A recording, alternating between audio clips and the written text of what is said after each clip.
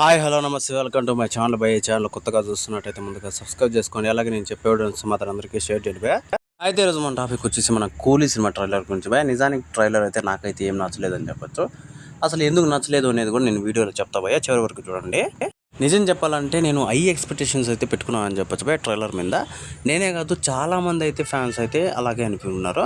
కాకపోతే ఇక్కడ రజనీకాంత్ గారి క్యారెక్టర్ అయితే ఒక పీక్స్లో ఉంది అని చెప్పచ్చు. అసలు ఎవడేం చెప్పినా కూడా ఆయన క్యారెక్టర్ని మ్యాచ్ చేసేవాడు ఎవరు లేడు ఈ సినిమాలో అని చెప్పేసి నేనైతే అనుకుంటున్నాను భయ్య. నేను ఇంకో విషయం ఏంటి అంటే మన నాగార్జున గారి క్యారెక్టరు దానికంటే బాగుంటుంది ట్రైలర్లో అని నేను అనుకున్నాను. ఎందుకు అనుకున్నాను అంటే లోకేష్ కనకరాజు గారు చిన్నప్పటి నుంచి నాగార్జున గారిని చూసి ఇన్స్పైర్ అయినాను అని చెప్పినప్పటి నుంచి ఆయన క్యారెక్టర్ని ఒక హైలో చూపిస్తాడు ట్రైలర్లోనే అసలు బీభత్సంగా అనేసి నేనైతే అనుకున్నాను భయ్య. కాకపోతే అక్కడ ఏం లేదని చెప్పచ్చు. అసలు నాగార్జున గారిని ఏదో చూపించినామా అనేసి పెట్టినారు.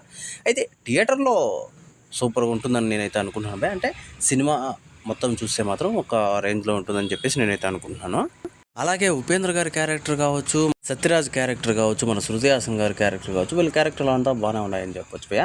నాకు తెలిసినంత వరకు ఉపేంద్ర గారిది అయితే సినిమాలో ఒక పీక్స్ ఉంటుందేమో అని చెప్పేసి నేనైతే అనుకుంటున్నాను భయ్య. నాకు తెలిసినంత వరకు చాలా అద్భుతంగా అనిపించింది. అయితే ట్రైలర్ ఎందుకు బాగాలేదు అనేసి ఒకటే ఒక రీజన్ భయ్య.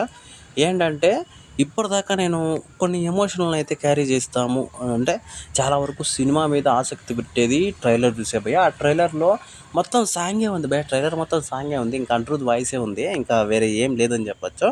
అది కాకుండా తెలుగు వర్షన్లో ఇంకా దారుణంగా ఉంది అని చెప్పొచ్చు భయ్య. ఆ సాంగ్ అయితే అది మొత్తం సాంగ్ వస్తూనే ఉంటుంది నీకు ఎంతసేపటికి. వాళ్ళు మొత్తం డైలాగుల కాడ నుంచి యాక్షన్ సీన్స్ కాడ నుంచి మొత్తం సాంగ్ వస్తూనే ఉంటుంది. అరే ఏంట్రా బాబు, కొంచెం ఆపితేనే కదా ట్రైలర్ గురించి ఇంప్రెషన్ పెరిగితేనే కదా సినిమాకి.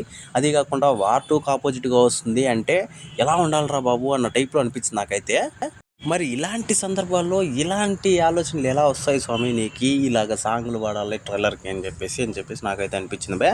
అంటే నేను అనిరుద్ని తప్పుపట్టట్లేదు, కానీ ఈ విషయంలో మాత్రం ఖచ్చితంగా తప్పు పట్టాల్సిందే భయ. ఎందుకంటే అసలు భారీగా ఉండాల్సిన ట్రైలర్ని చెడగొట్టింది అనిరుద్ అని చెప్పేసి నాకైతే అనిపిస్తుంది.